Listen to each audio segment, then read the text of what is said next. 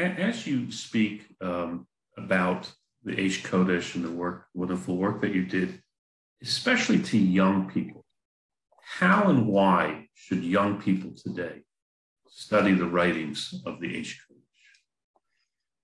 Wow, tough question. I sometimes give this particular book along with usually a check to bar mitzvah boys in my community, because I find that bat mitzvah girls too. I find that kids in the age of adolescence, they're especially curious about the Holocaust. They want to try and understand it, get some way to approach this very, very difficult problem. And what I think makes my book useful for them is that it describes a very holy individual who nevertheless struggled mightily with this problem at that time. His story is not one of, heroic, unmitigated suffering with unwavering dedication to, the ideals of Torah. He does, of course, embody that, but really you can see in his writings that he's personally engaged in trying to understand why this is happening to the Jewish people.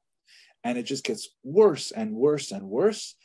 And in the end, he's killed in the context of an uprising against the Nazis. But nevertheless, he retains his essential core faith in humanity.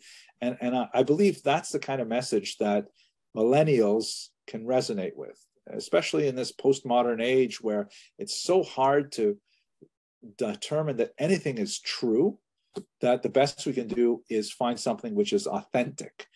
And the Rebbe is clearly authentic. The Rebbe is clearly someone who is not shying away from the very hard questions and putting his best energies into solving them. And that's really what the Jewish condition is all about, in my humble opinion, that we have ongoing challenges and we can't understand everything. And if everything was so simple, well, then the whole world would be Jewish and then there wouldn't be enough Asian food for us. So we have to be a very small population. I hope you don't mind that little joke there. I do have lunch.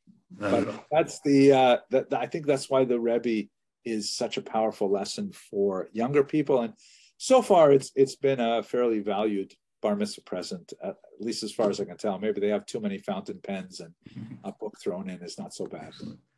We can continue, but again, urge all of our listeners and viewers, we got just a bit of a taste.